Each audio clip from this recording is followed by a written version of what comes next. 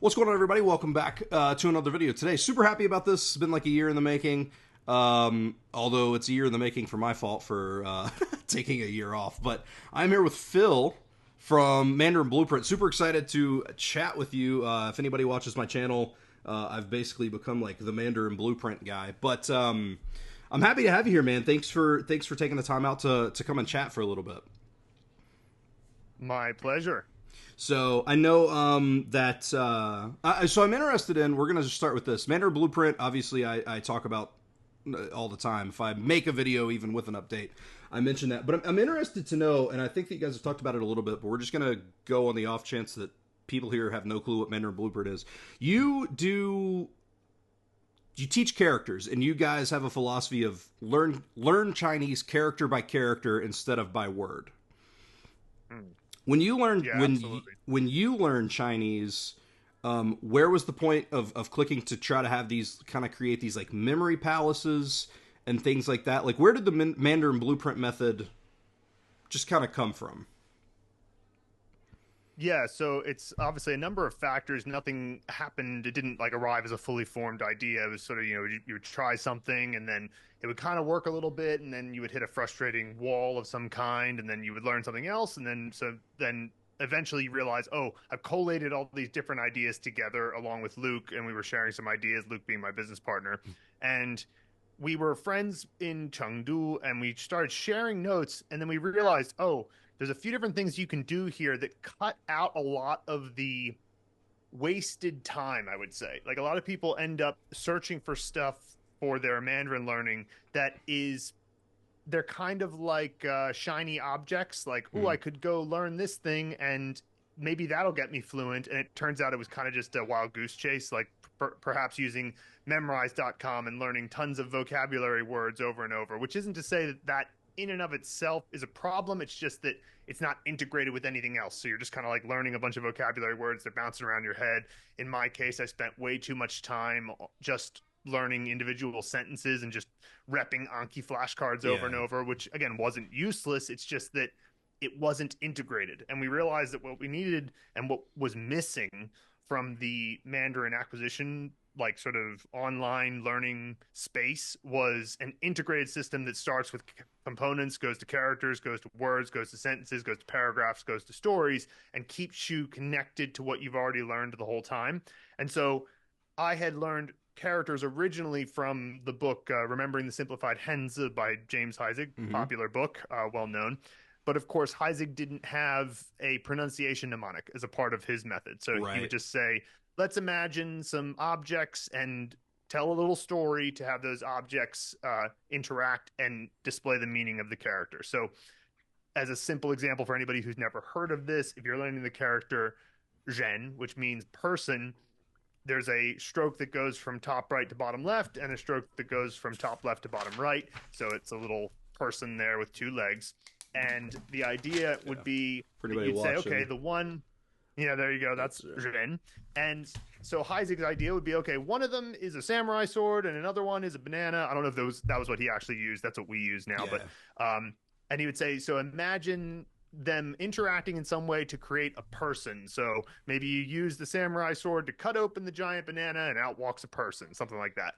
But the problem is that you wouldn't know from that that the character is pronounced Ren. So Right. that creates an issue because if you know what the character looks like and you know what it means, but you don't know how to say it, its utility doesn't go very far Right. because you can't communicate with anybody using your voice. So you eventually have to figure it out by rote, I suppose. Like you learn the character and what it means, and then you just drill the pronunciation, hoping that you don't forget the tone, but you probably will forget the tone because Yeah. there's so many characters that have the same similar tones or similar pronunciations. And so there was this guy, Sergey Gorodish, who wrote a blog post called The Maryland Method. And the Maryland Method is a pronunciation mnemonic that you can add on to the Heisig method. So imagine that you have that scene we just made with Ren, where there's a samurai sword and a banana, and you cut open the banana and a person walks out. The Maryland method was basically saying, okay, take that scene, but just put it in a particular location and include a particular person to express the pronunciation mnemonic. So, for example, for me, that would be Robert Downey Jr. representing R Mm-hmm. in Ren.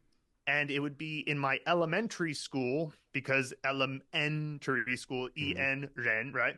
And the second tone puts it in the lobby, just inside the entrance. So inside the entrance of my elementary school, it's Robert Downey Jr. that takes the samurai sword and cuts open the banana, and out walks, the ideal person, the person you think is the most like person-y person there is, which for Mm-hmm. me is of course Chuck Norris.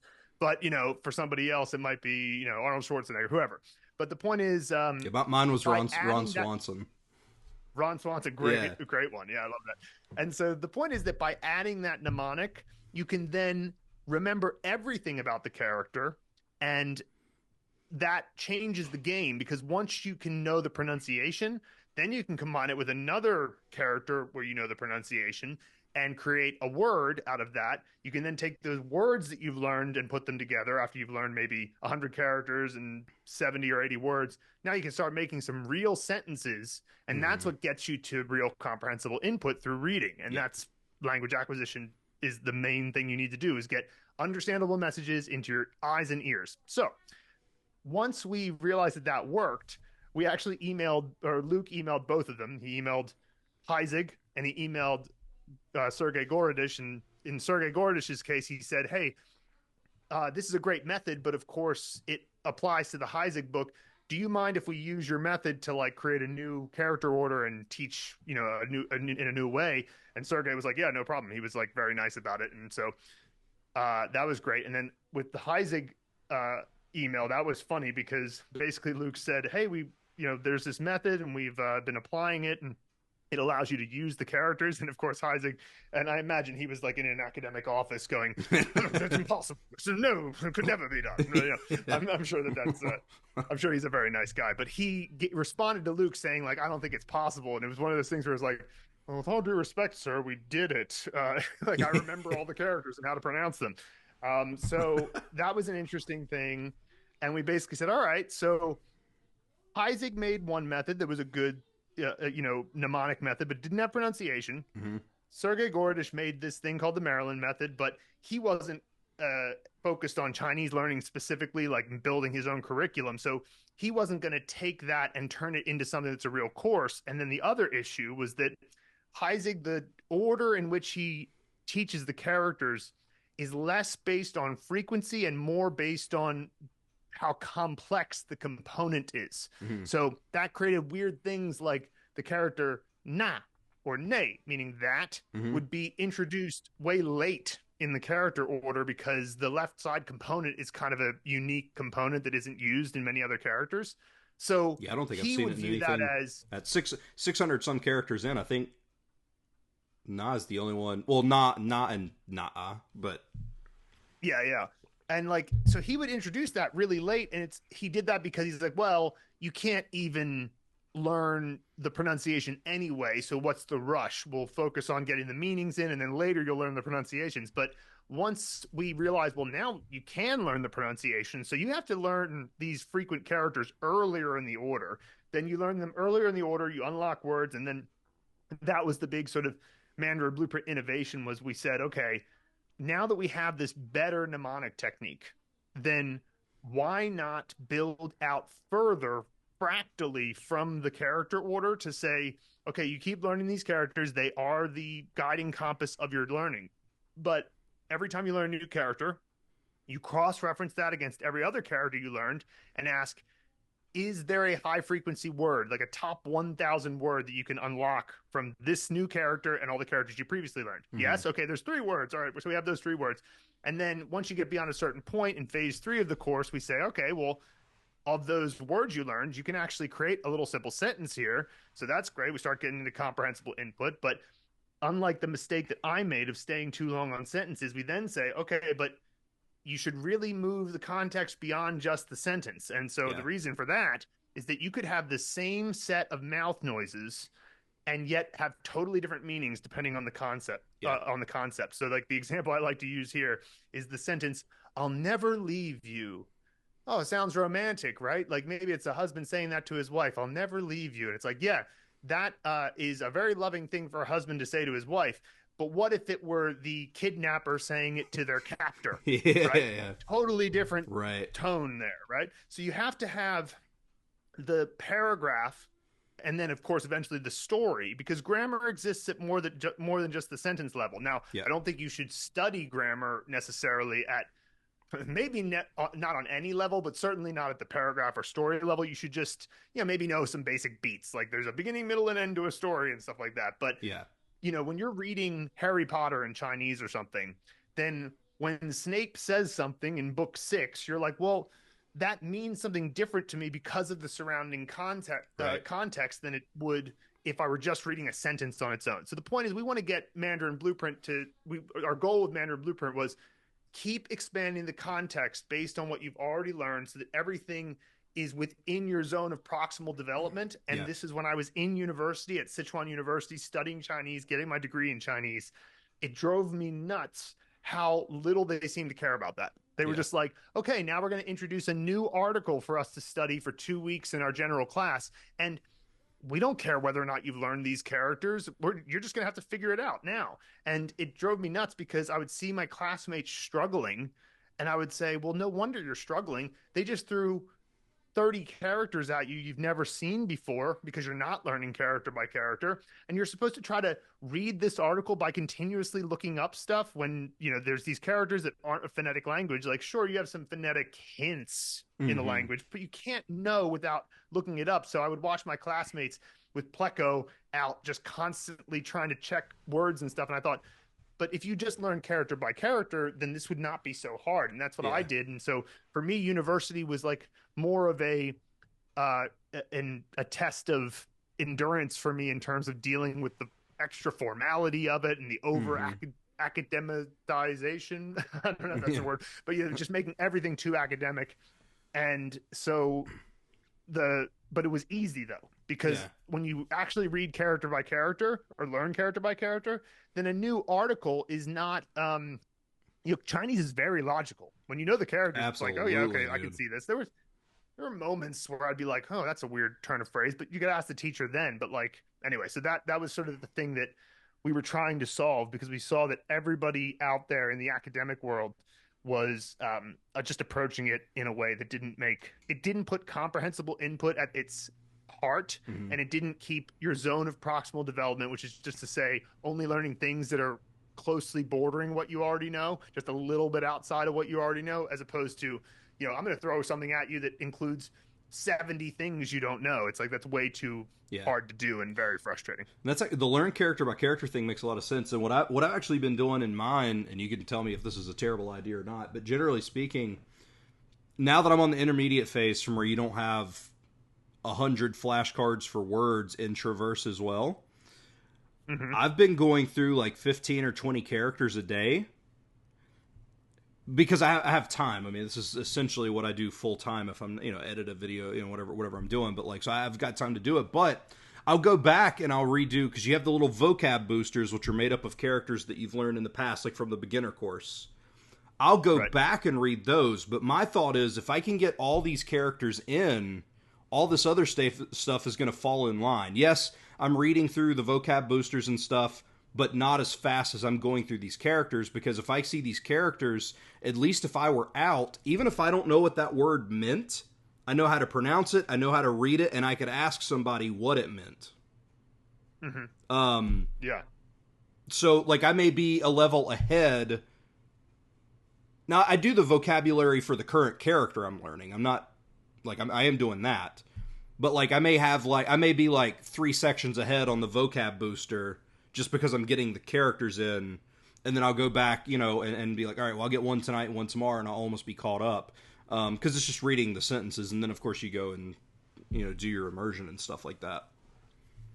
Totally. I think that's a great method, and just to clarify for anybody who's unfamiliar with the course, the way it works is that for the first 36 levels, we're focused on that Pareto principle, get top 20% of Chinese by frequency, because that covers 80% of the language by coverage. So, classic Pareto principle stuff. And the intermediate course says, okay, well, those 592 characters that you learned, in the first 5 phases, there are another about 4,000 words you can make out of them. It's just they're not the most frequent 4,000 words. So that's what we call vocab boosts. So they're essentially like you can learn more words that contain those original 592 characters. And so you know when you're reading them that you already know the characters in them. So it's just a matter of like, just getting more practice and getting more comprehensible input.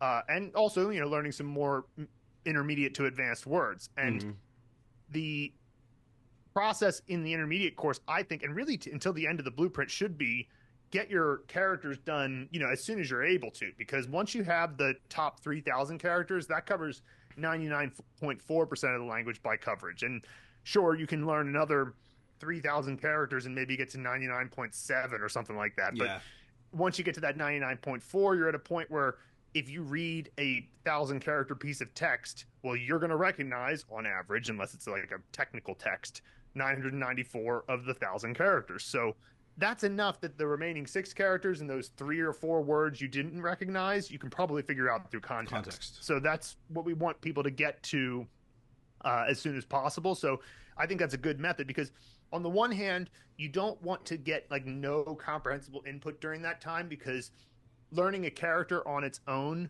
isn't actually getting comprehensible input. It's just doing something necessary to get it. Right. So if you didn't do it at all, like it seems like a good method what you're doing because then you're focusing on characters, but you're still reading the vocab boosts. And so you every day still get something. Yeah. And then of course you could go over, phase 4 and 5 stories again and stuff like that. So, and then immersion, as you say. So yeah, I think that's a good method. Yeah. And I think it works. And that way I can, cause like I said, my thought process is, cause even a lot of the characters in the vocab boost, when I look at the 2 characters and I'm just like, yeah, I guarantee you that means this based on the characters, right? The best example I have is one of the first ones that I remember where I was just like, I don't even need to look this up. Was Yang Ro, like mutton. It's literally sheep meat. Like I didn't need like it wasn't like a big thing. So and that's the way that I find that I would say 80 to 85% of those characters are. You just take the 2 words that you've learned with the keywords, and it generally. If it's not that, it's a Di and Ying situation where it's like, okay, Electric Shadow, it's a movie, I get it. Like, it comes together like that. So, I dig it a lot. And the mnemonics I've actually found several people on the Mandarin Blueprint community that'll talk about, like, oh, well, I know some characters, do I need to do a mnemonic for it? And, like, I had this example just the other day where I learned Chuan for, like, stream. Well, I already knew that character, because first off, that character is incredibly easy anyway, with the 3 strokes, just the 3, like... Sure. For anybody wondering, like, if you've ever studied Chinese, Japanese, or China, like, it's just the 3 stroke, literally just like the 3 stroke thing. And so instead of me creating a story out of a samurai sword and a stick and all that stuff, I was just like, because, like, my CHU actor is Chandler Bing. And so... Right. I was just like, yeah, Chandler is outside of my aunt's house, which is my AN set. So that gives me the pronunciation. And then it's just and that's what I was going for there, is just making sure I knew the pronunciation. Okay, yeah, the driveway's flooded out and it's turned into a little stream and he's floating down it. I didn't need to create the whole process because I knew the character, but that way I have the pronunciation. Yeah, no, and that's good advice for anybody who knows. Because, I mean, the truth is a lot of people come to Mandarin Blueprint after trying other stuff. It's like they try other stuff, and then they're like, all right, let's see what you guys are doing. And then that's when people go, oh, now I'm actually feeling some progress. And so most of the time they do know some characters. They do have some knowledge, and that's a good bit of advice for people like that, is that if you run across a character you already know, you just have to ask yourself the following questions. Like, do I actually know what it means? Probably, if you already know the character, and therefore you probably know how to write it. But do you have the pronunciation down? Yeah. Because a lot of times the answer to that is like, is it Chuan or is it Chuan? I can't remember. And maybe it was Chuan. Right? Like, so the point is you figure out, oh, do I not know the pronunciation? Well, I can do an adapted scene that isn't as complicated to remember, but does help me remember the pronunciation. So it's quite nice. And then I think William Edmeades, one of our veteran members, he gave a great analogy for this, is that when you use memory palace techniques, if you forget something, it's more like a brick fell off the wall and you just pick up the brick and add it back on. But when you rote memorize, you basically just have to start again.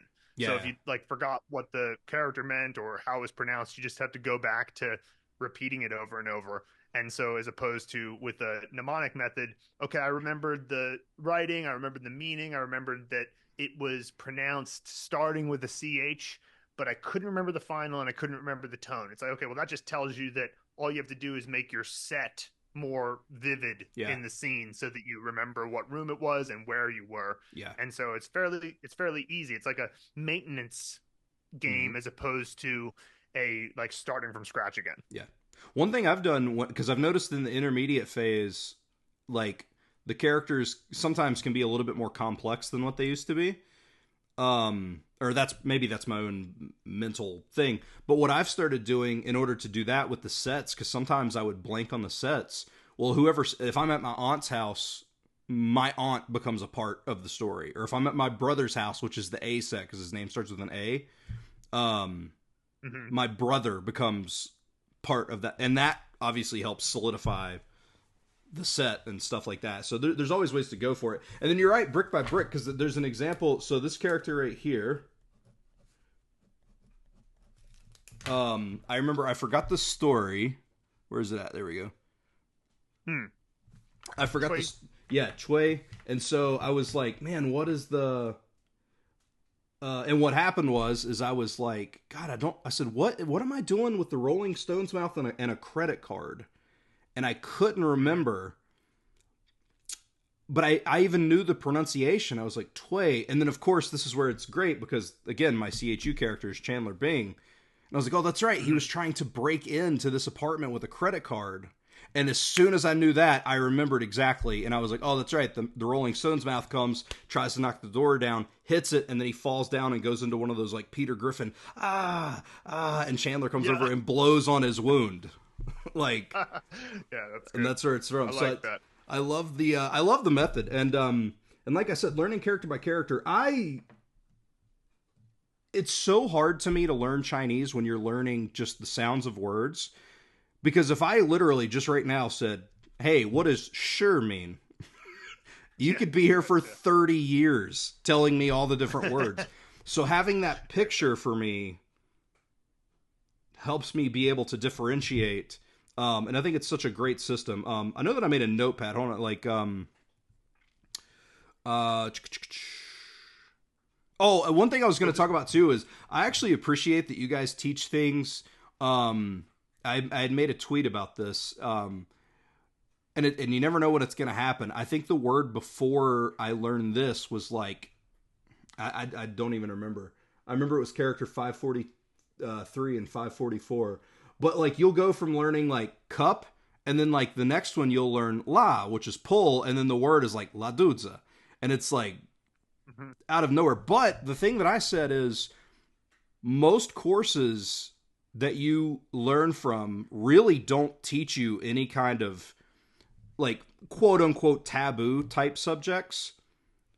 Oh, right, yeah. Like, not that, so la dudza is like diarrhea, to have diarrhea, whatever the case may be. But like, really and truly, if you were in China, that could be an incredibly useful phrase.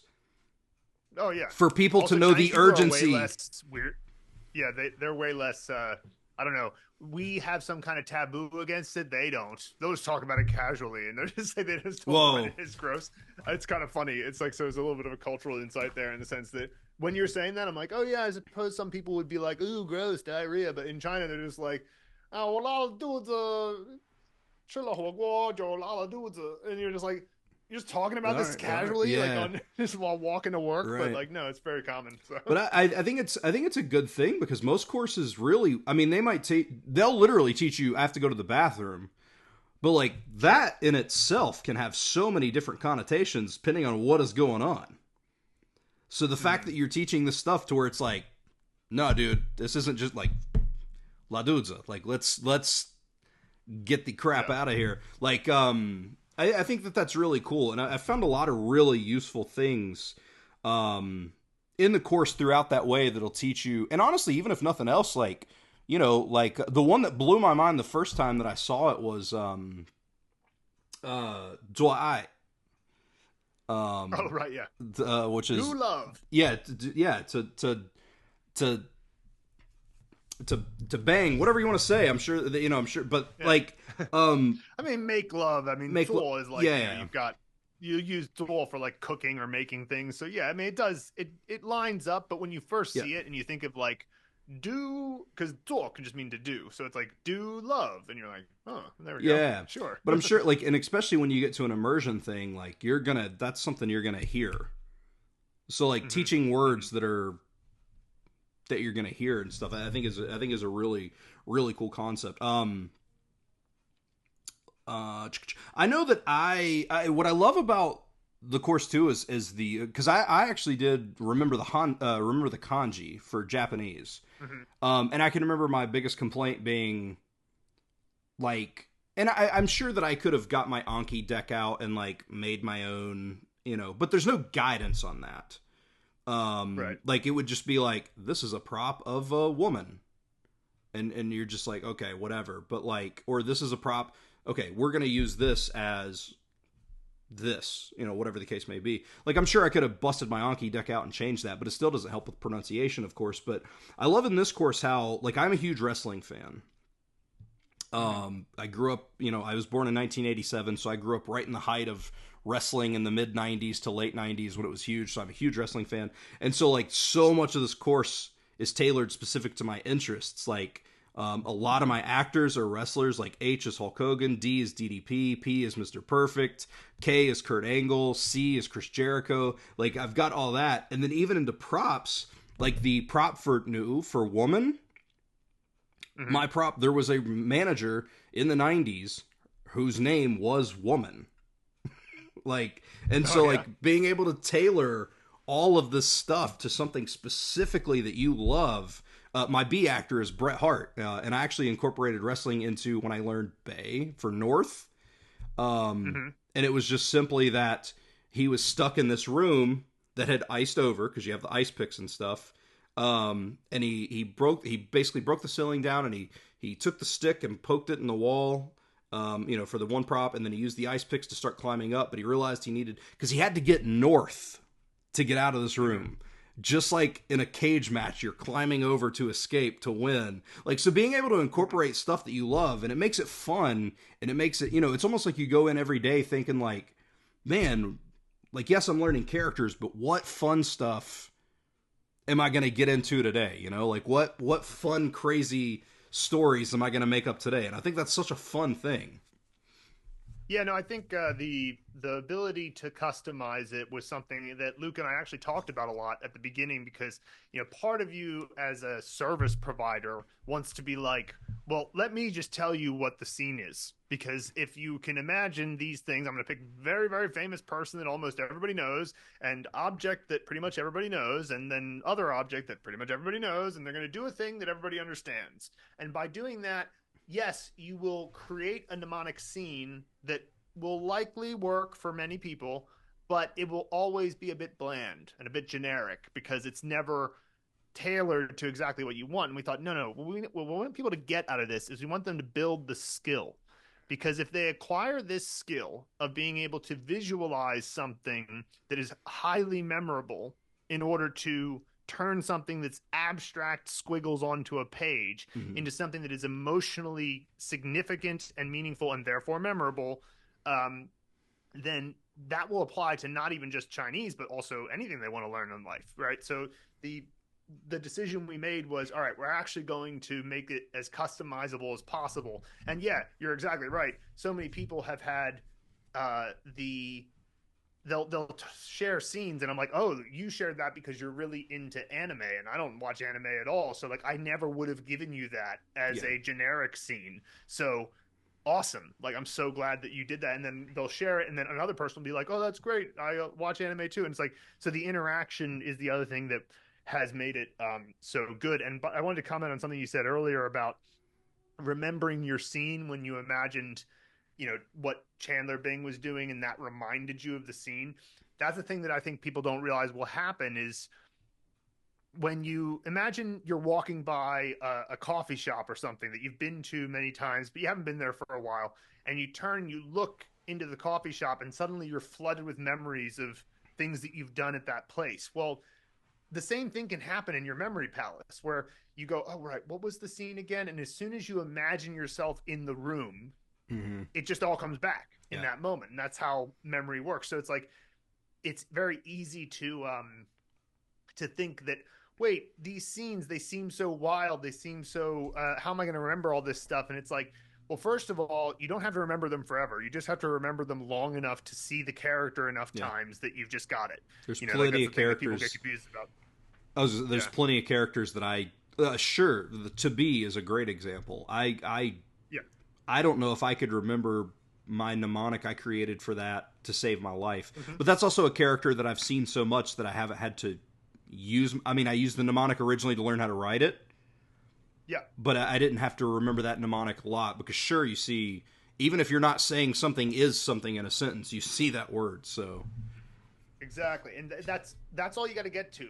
There is a point where, as we all know, there's a point where you don't have to continue to keep studying something. You got it. It's like it gets into your long-term memory. And so this is just a bridge between not knowing it at all till that point. But when you make a scene that involves those things which human brains have evolved to be able to recognize very well, faces, objects, places, actions, like these things, you know, people say like, oh, I'm good with faces, but I'm not good with names. It's like, yeah, that's every single human, because we all have been recognizing faces for way longer into human history than we have been using language. Yeah. So it's like, by incorporating these things that we're naturally good at, you're just playing to your strengths. Like a lot of people just don't realize that you're not playing to your strengths when you try to just use only a 2D piece of paper and memorize through repeating over and over, because reading and writing is, evolutionarily speaking, a brand new invention. So it's like,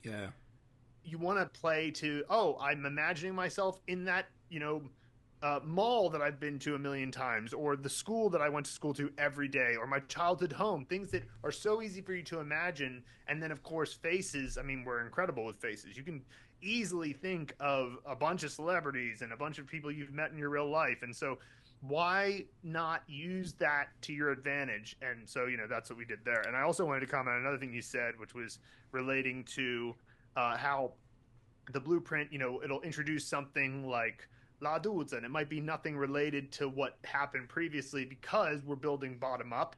So we're just saying, okay, the next character that is logical to teach here is La, because we just introduced the Li component, which is like a vase, or that means stand. So we just introduced Li, and when you use that as a component and combine it with the finger component, you get La. And so the reason you introduce that next, there we go, that's Li, right? And so you add the finger next to it, and you get La. And so you introduce that next because the component makes sense, and then of course you take La and you cross-reference it with all the other stuff that we've learned, and it's like, okay, we learned Dudes, which is for stomach, so we unlock La Dudes. And so it might seem unrelated because the previous one, Li, was you'd learn words like Li Chang, like my position in a debate or something like that. And so how is that related? Well, it's not, because you're building bottom up, except that Li is a component in La. And so the idea behind the blueprint is this is a bottom up course, and it's meant for lifelong acquisition and fluency. But recently what we've introduced is a couple of courses that are top down courses. So one of them is the Mandarin Speaking and Listening Kickstarter, and the other one that we're releasing at the end of this month is the Phrase Vault. And we did these second for a reason. One, because we wanted to be able to sleep at night. You can't just give people a top-down course and expect them to be able to reach fluency. They have to do both. Yeah. They have to do bottom-up learning and top-down learning, and it just drives me crazy when these products will say, like, we'll get you to fluency in 10 days or 30 days, and all it is listen and repeat. It's like, listen and repeat is good for a few reasons, but it's not fluency. You're just memorizing facts. Like, it doesn't make you able to think dynamically in the moment. So, but the idea was, okay, we now are going to introduce a set of courses that are focused on, okay, yeah, you can learn bottom up through the blueprint, and that's much better, blah, blah, blah. But what if you just want to know where the bathroom is? Or what if you just want to know what to say to the pharmacist? Or what's the right etiquette when you're at dinner? What's the phrase you should say? And Mm-hmm. so the phrase vault is based on that. It's like everything is situational, it's non-linear. And but what's nice about having the blueprint is that when you have an optimal character learning order, which we call OCLO, uh, when you have that, then you can know exactly the moment that a set of phrases where you've learned all the characters. So what we did in the phrase vault is we'd have a lesson of about 20 phrases relating to a specific topic, like asking for directions. And we analyze the phrases and the characters in those phrases. And we'll say, okay, well, if you are using the blueprint, then you'll know all these characters after level 37. Mm-hmm. And so that gives people an ability to kind of learn top down and bottom up. So if they want, they can just go to the thing they need that's relevant to their life. I got a job interview in a week. I'm going to do all the job interview related lessons, Yeah. right? But then also, if you're just building from the bottom up with the blueprint, you can just let them unlock naturally as you go.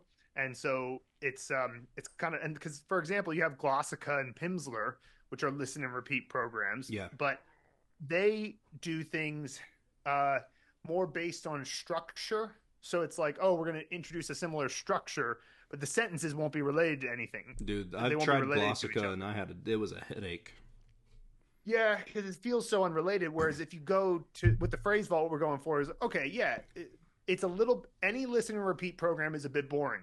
Like I'm not going to sugarcoat it. Anytime that you have to just okay, I'm going to listen to that. I'm going to repeat that. I'm going to listen to that. I'm going to repeat that. It's very good for your pronunciation. It's good for your like kind of toolbox of things to say Mm-hmm. in various contexts.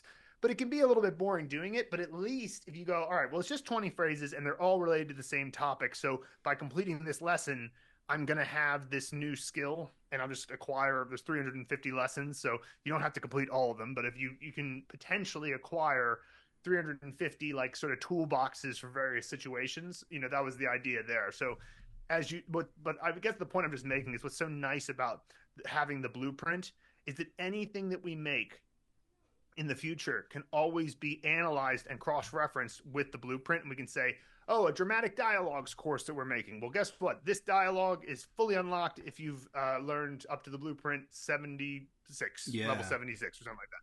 So yeah, That makes sense. That way everything can go back to that, because I feel like that's the that's the bread and butter of what you do. And also I also like that it's a course that's designed around it's not a get rich quick scheme, like in terms of language learning, right? Like it's not a, like you said, like if you're serious about it and you want to dive deep and you want to have like this total like college course level Mandarin upbringing almost, like that's it, it's like, no, you're gonna get this course because you're not gonna finish it in 2 weeks. You're like, this is a thing that you're going to work for. I've been doing it. Like I said, I did it for about 2 months last year. And then when I got back into it this year, so I've been doing it for like 6 to 7 months total.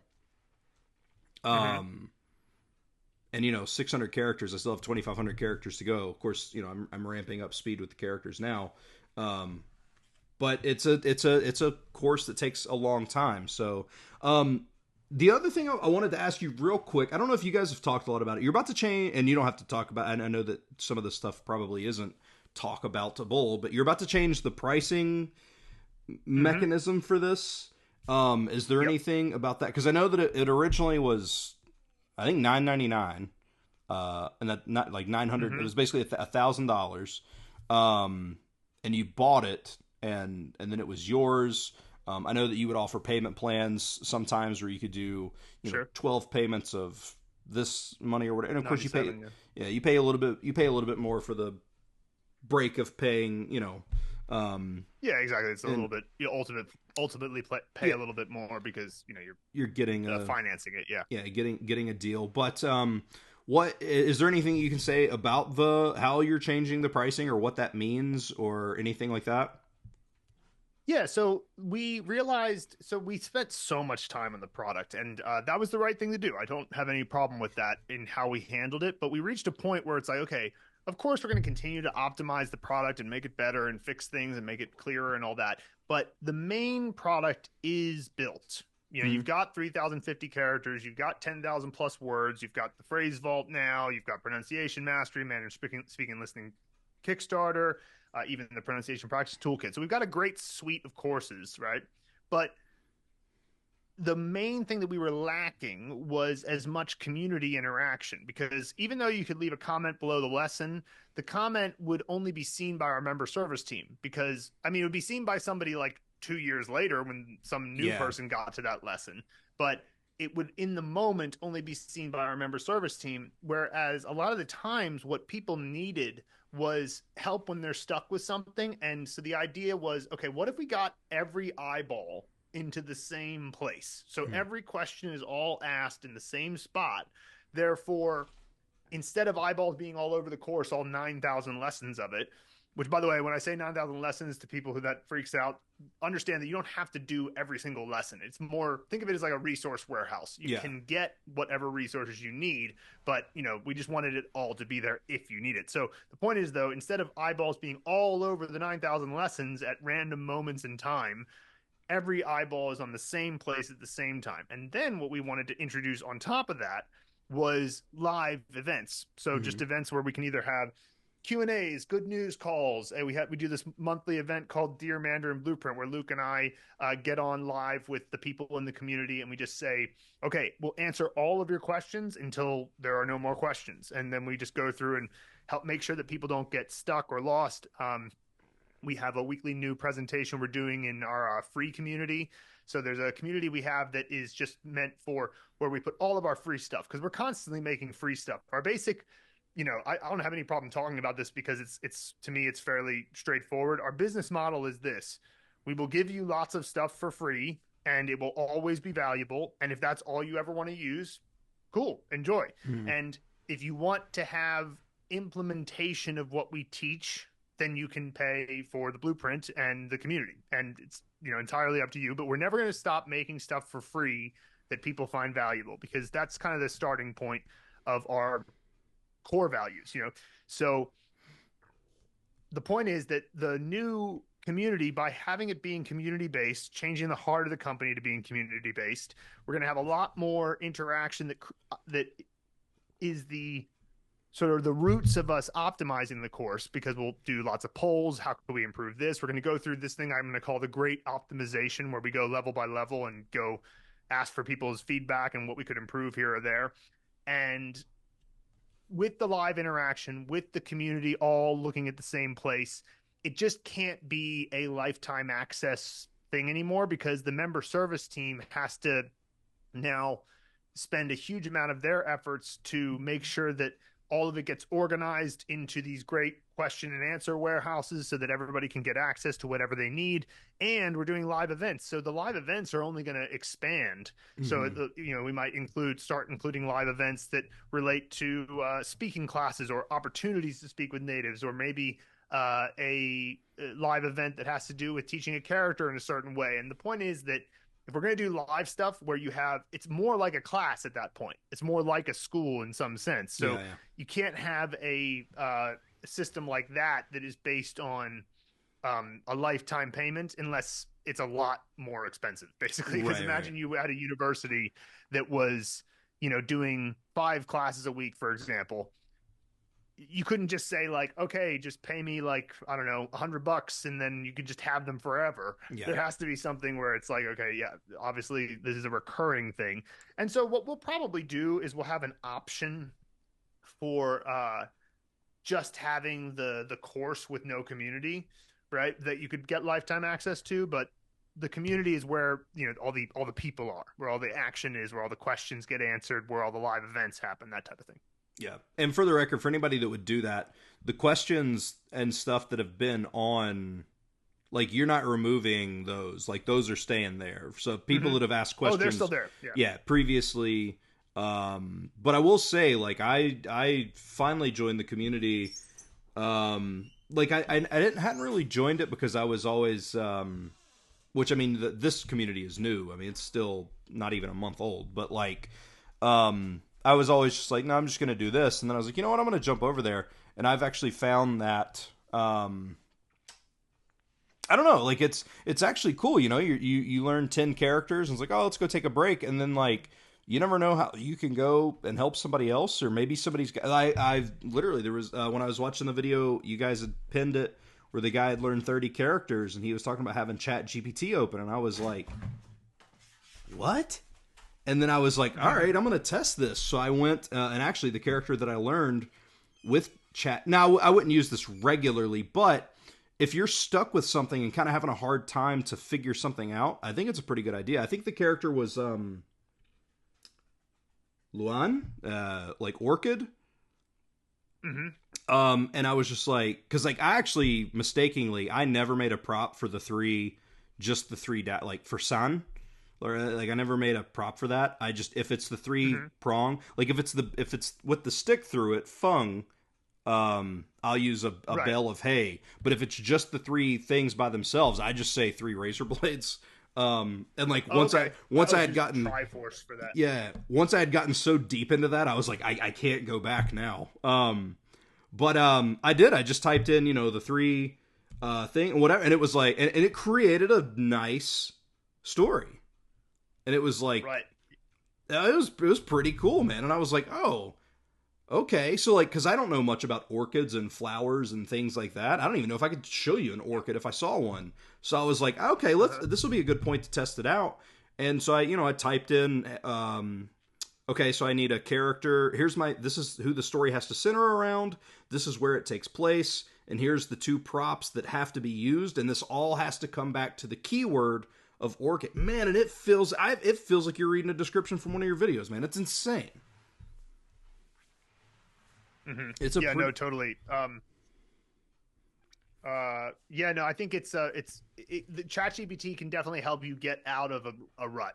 That's one of the best things it's good for. I mean, ultimately, you still have to imagine it in your own head. Absolutely. But if it can be like, I'm stuck on this, it can often give you the thing that you need to think of to get through that. Yeah. And so that, and just to piggyback on your point, I can't even, like, the community blows me away. Like how well people are interacting with it so far, because we changed the platform to school.com because it's very simple interface. It's like you got the community forum, you got the classroom, and you got the calendar. And so like calendar is where you see live events coming up, and then the classroom is where you can categorize and organize all of the community comments. Plus we have other things in there that are like based on our years and years of answering questions and stuff. And then you got the forum, and so you got people bringing up stuff that we didn't organize. Like somebody, Jackie Brocker does a weekly progress accountability check. Like we didn't tell her to do that. She just did it. And then like Jan Hester's shared a video of him learning 30 characters in one session and gives a bunch of advice about how he does it. Yeah. Great. Like it's like there's so many things that people have done unexpectedly that have delighted me, and then of course delighted a lot of the other members as well. So it's just that's another thing that you can't, it's hard to put a value on that, because Mandarin is a long journey. It's an epic tale, the journey to learning Mandarin. So, and it is something you're going to have for life as well, which is another one of the reasons why having such a focus on you're going to learn this fast is, I get it. Like you have to, from a marketing perspective, recognize that people want to get their, dream outcome as soon as possible. But it's also like you're building something. Yeah. It's a building. Like if you make progress on your building, sure, if you completely neglect it, it will slowly become dilapidated. But if you keep just making progress on your building, it's going to stick around. And I actually have some, insight on that recently, because I moved out of China a couple of years ago. And so I have less call to speak Chinese than I used to, but I can still speak Chinese because I'm still listening to it all the time, still reading it all the time. And so when I come across an opportunity to speak, sometimes it takes a second to rev up the engine, as it were, but like very quickly, it's like, oh yeah, all of these pathways are there. And so when I go to speak, it's fine. And so it's like, well, this is a building or a neural network that I've created, and it's going to stick with me for the rest of my life. So who cares whether it took me, 6 months or 4 years to reach that point? I'm going to be alive for hopefully a lot longer, and it'll still be with me, So, I think, touch wood, but I think that part of the course, well, of course, not everybody in here. I know that there's some people who are like, oh, I just moved to China. I saw a post the other day of a person who was like, I have to take the HSK tomorrow or in a couple of months for this, so we're here. But like, I find that you've made a course that feels more so dedicated to like language learners, like people who want to learn language, as compared to a couple of things. And again, I find value in a whole lot of different stuff, and whatever people want to do is what they want to do. But like, you're not trying to do like the Pimsleur thing where they're teaching you 4 sentences and then you can maybe use them, and there's nothing wrong with that if that's what your goal is. But like, you have made a course for language learners. Like, you've made a course for people who want to learn a language and who need structure. That's been my biggest problem. Like, when I studied Japanese, I just didn't feel like, I know that everybody's like, oh, school sucks, you can't learn. And I'm like, I don't need school, but I do need structure. I learn very much when I'm shown something and then I can hands-on, which is, I think, why Mandarin Blueprint has resonated with me so much, because it's, hey, here's this, go do it. And I think that's why it resonated. And that's why I think it's such a good course. And I meant to ask you, so do you think that you'll end up doing like a, for the pricing, like a subscription based thing? Yeah, it's going to be subscription based. And we will have like a lifetime option still, but the lifetime option, if it includes the community, is going to take into account that includes lifetime of live events and stuff. So it's going to be a different price than what it currently is. However, I do think that we'll probably have an option available that gives people the option to just buy just the course without the community, because from our perspective on that side of things, it's like we basically provide tech support for that, but it wouldn't be like language learning service alongside it. Right. But yeah, that's kind of the plan. And so that way we can kind of have the best of both worlds. If somebody really doesn't, if they're total autodidact and they don't want to have any interaction with anyone else, then we could maybe offer that to them. But yeah, like basically the community is going to be the focus of how we build new stuff, how we get help for people, because you need, I just think that on a long journey of doing something that takes, if you're going to do it right, several years to complete, then having support along the way is huge. And plus, a lot of people made some good friends out of it, which is really fantastic. That's the type of thing that it transcends Mandarin at that point. I'm like, okay, good. So you're actually making some real human connection with people. Yeah. And so that needs to be the heart of the company moving forward, is the community. And so that's the plan. It's going to be more subscription based if you have the community, and maybe we'll have an option for people who it's almost like kind of like the encyclopedia version would just be, okay, this is just the blueprint, and there's nobody who's going to answer your questions about it, but if you just want to read through it and do it, that's one way. It's like, imagine if there was the encyclopedias and you could just call any person who's ready for it at any moment to say, hey, I'm reading this thing about Napoleon, but what about this? And they would just answer your question. Well, that's kind of like what the community is. Yeah, absolutely. Meant to be service the whole way through. So we're just going to be, community service based company, not like community service like a jail sentence. Yeah. No, that's hilarious, man. No, I think it's cool. I'm super happy that I found it. I know that when I found the course, I saw the video that I think it was that Luke did on how to memorize, learn up to 100 characters a day or something like that, right? Which I thought was a great idea. Just being somebody who does YouTube and works for someone doing YouTube, I've learned that there's a line to toe with, you want the title to be enticing, but you still have to deliver on what you're saying. Like, you can, and I quote, you can clickbait, but you still have to deliver on what you're saying. And I don't think that his video was clickbaity, because it wasn't. He tells you this method, but it does deliver on what he said. Like, oh, if you do this method, whatever. But I remember seeing that, and I don't even remember the story that he said now because I've replaced it with my own mnemonic. But when he was talking about gan for dry, Yep, and and I can remember what ultimately tipped me over, because I remember I started emailing you or somebody. I think it was you. I had emailed customer support about, I think, even payment options. I was like, oh man, is there anything to do, whatever. But like, I can remember like a few days later, what really tipped me over is I was sitting there and just gan popped in my head, and I was like, wait, what? And like, I could remember the character even just off of his mnemonic.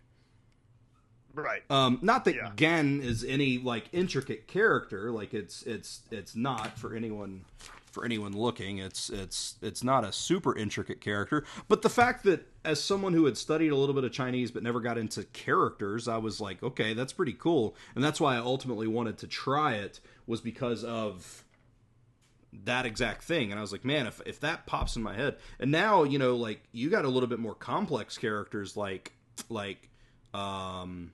Shu, like if you're saying like need Shu, where there's a ton of stuff going on there. And it sticks, no problem. Like, it's a really good method. So I'm glad that you guys did it, and I'm glad that your paths crossed and you worked together and you created this awesome thing, because for somebody who needs structure, I need structure when learning. I love doing my own stuff. I love reading and I love doing this, but like, especially with a tonal language like Chinese, and where, even if you break sure out into the tone, I mean, God, I've probably learned 30 words over the course of the 600 characters that I've learned that are fourth tone sure. But I have a picture for all of them now, and so I know what they mean. Yeah. Well, that's fantastic, and congratulations on your success so far. Keep it up. Just to get a little bit better every day, and your Mandarin building will go from a blueprint to something real. Yeah. It's the architecture to Mandarin. That's hilarious. That's amazing. So, but I appreciate your time, taking time to talk to me, and hopefully people, will enjoy the interview. I think that you guys seem to be getting bigger and bigger with stuff, and I do. I think it's because people are looking for language learning. They want to learn the language, and you guys help acquire. Like, you're not just a rote memorization. You're not rote memorization at all. Actually, that wasn't even a good word to use. But like, you teach people how to acquire it and things like that. So I think it's cool. But I do appreciate you taking time to chat with me for my channel today, man. I really do appreciate it. I hope you guys continue to have success, because as long as you guys are having success and money, Mandarin Blueprint's going to be open, and I can finish my 3,500 characters. Sure thing. And yeah, if anybody else is interested, just go to mandarinblueprint.com. mandarinblueprint.com, linked below. And I'll link your YouTube channel as well if you guys want to check out some of the videos that they have made, because you're regularly making those shorts as well. I know that I just said that we were wrapping up, but you guys are going back now and adding shorts to the course, and you're uploading those on YouTube, but they're for the course, for little breakdowns of the characters as well, different ways to use them and things like that. So it's always expanding. And so that's a good thing. So, and we do a weekly live presentation for a character in our free community, which, our free community is over at school.com, SKOOL.com, and you can just search Mandarin Blueprint and you'll find it. And we do a free presentation. It's usually on a Chinese character once a week. So, come check it out. We'll do that this upcoming Friday, and it might change to being Thursday. We'll see, but it's all in the calendar. So you can just go to the free community, check the calendar, and you can see when the next one is. Yeah. Heck yeah, man. Definitely highly recommend checking that out. But, yeah, man, I appreciate it. Thank you so much for stopping by, and hopefully we'll talk again soon. Nice. Thanks, Jonathan.